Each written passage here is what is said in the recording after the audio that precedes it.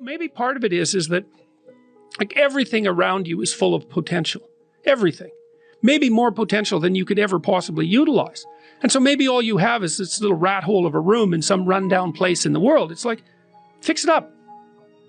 There's more there than you think. See what happens if you fix it up. And you'll fix yourself up simultaneously because you'll have to get disciplined in order to fix up the room. And then you have a fixed up room and you'll be a more fixed up person. It's like, you think that nothing will happen as a consequence of that? Well, you know, adolescents break rules, right? And healthy adolescents break rules. And so then the question is, well, how extreme does the rule breaking become? Well, it would vary from person to person, but I would say that most of them, not all of them, but most of them were more on the end of the rule breaking spectrum, right? They broke more rules than normal, but they clued in, you know, and decided, explored that and then decided, no, that's not, that's better than cowardice. It's better than weakness, but it's not as good as what's good.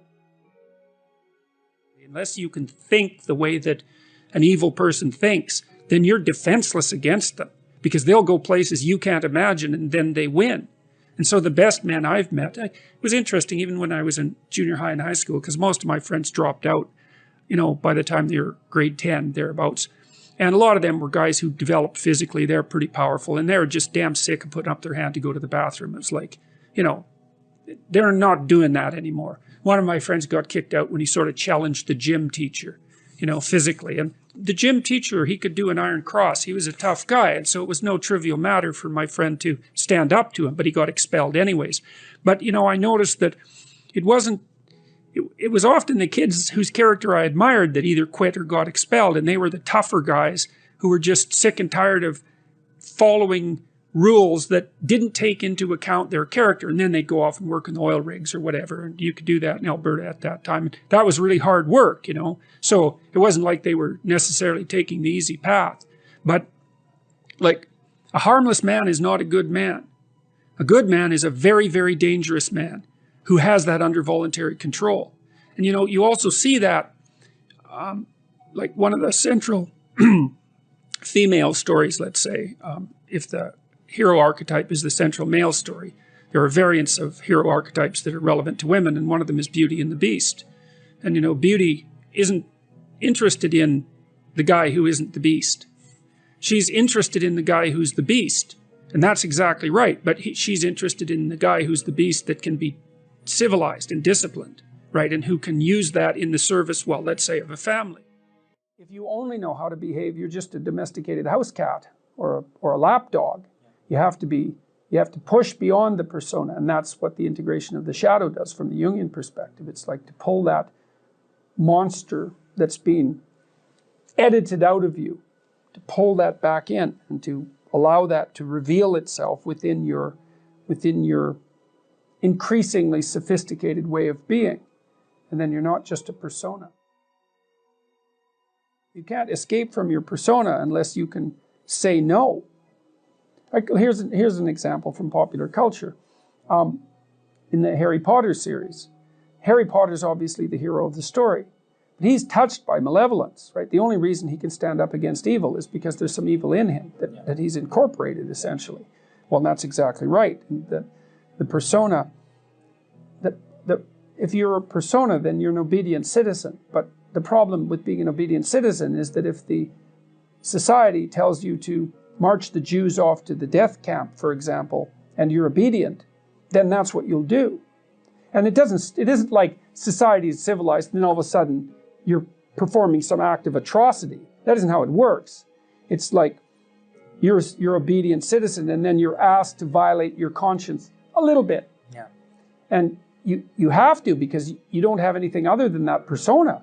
And that's obedience. And so a little more obedience is demanded, and you say, okay, well, and then you're a little bent, because the society is becoming a little bent, and then you're a little weaker. And then you're asked to violate your conscience a little bit more, and you think, well, there's a little less of me, and the pressure's on a little more, and I could have said no before, but I didn't. So you say yes again, then you say yes again, and then you have a society where 1/3 of the population is informing on the other 2/3. It's hell. It's like, well, so how do you say no? Well, that's the shadow. It's like, and the reason that The video I did about Bill C-16 and its compelled speech provisions went viral was because I said no. I didn't say it casually. What I meant was, there isn't anything that you can do to me that I can imagine that will force me to utter the words that you want me to utter. Nothing. And I meant it. And when I made the video, I think people could actually tell that I meant it. And so I took this abstract problem and made it concrete. I said, no, that's not happening. And that's part of the incorporation of the shadow. But in this regard, the shadow is actually benevolent, not malevolent. Well, once it's incorporated, yeah, well, that's the thing. Yeah. And I don't know what to make of that in its entirety, because it sort of means that it means something like, because one of the old metaphysical problems is, why would God allow evil into the world? I think, well, maybe God didn't allow evil into the world. Maybe God allowed the possibility of evil into the world. That's different. And maybe the world with the possibility of evil is actually a better world than the world without the possibility of evil. It's something like that, you know, in that maybe a man is better when he's a dangerous man who's being good than he would be if he was just a good man who wasn't capable of being dangerous. And I believe that, because the best men that I've ever met are very dangerous men. You don't mess with them. Yeah. So, and you know that as soon as you meet them. Because the question you're asking is, and this is tied up with the idea of free will and evil, can a person who doesn't have the option to be evil be good? And I would say no. So maybe that's the reason that, metaphysically speaking, you know, and I don't know where you are when you're speaking metaphysically exactly, but the question of why is there evil in the world is a constant question. It's like, it's possible that without the possibility of evil, there cannot be good. Good requires the possibility of evil. And maybe good is so good that the fact that it requires the possibility of evil is acceptable. Maybe it's even desirable. I mean, you know, you kind of end up on the edge of your knowledge when talking about such things. But it seems to me to be right. Yeah. And it seems to be right in a lived sense, you know, like they pick something difficult to do. I read this funny little paragraph by Kierkegaard. It was written about 1840, and he was thinking about his role as a student and writer. And he was a student and writer forever, you know, he never really had a career apart from that. And he said that he wasn't one of these people who was capable of inventing something wonderful to make life easier for everyone, like so many people were doing, you know, during the Industrial Revolution. He said, well, maybe I'm one of these people whose benefit to society will be that I will make things more difficult for everyone, because there will come a time when what people want, they don't want ease, they want difficulty instead. And I think, well, that is what people want. That is what they want. You think, well, I want an easy, happy life. It's like, no, actually, that isn't what you want. The world is a lesser place if you do not reveal from within yourself what you have to reveal. And the fact that the world is a lesser place actually turns out not to be trivial. Like, if you aren't everything you could be, more people will die. More people will suffer. More evil will be unconstrained. More tyranny will reign.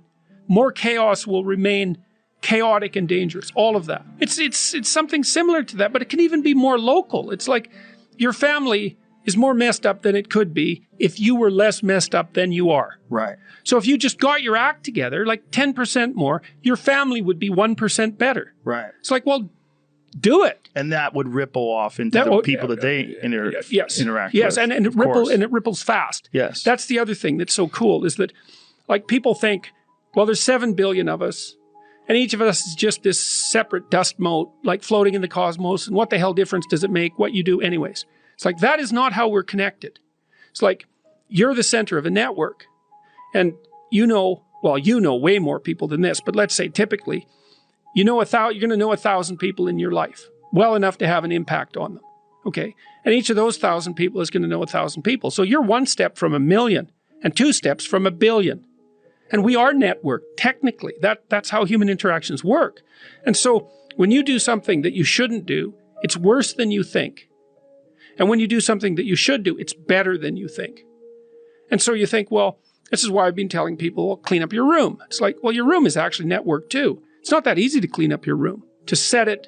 So you want your room to be set up so that when you walk in there, it tells you to be better than you generally are. It's organized. It's got direction. Everything's in its place. You try to do that in a chaotic household. You know, I've watched people do this because I had students do these sorts of things as assignments. I'd say, look, pick a small moral goal, clean up your room, and just write down what happens as a consequence. So maybe these are students in a chaotic household. The whole place is a bloody mess. No one's taking any responsibility for anything. And so they decide they're going to start to clean up their room. And then the people in the household notice. Well, the first thing they do is get pissed off. It's like, who do you think you are? Like, you think you're better than us? Like, why do you think this is worthwhile? Who died and made you God? All of that. So just by trying to organize this little part of their life, they immediately run into the people whose actions they're casting in a dim light by trying to improve themselves to some degree. They might have to have like a thorough war in their household to be allowed to do something as simple as keep the room orderly.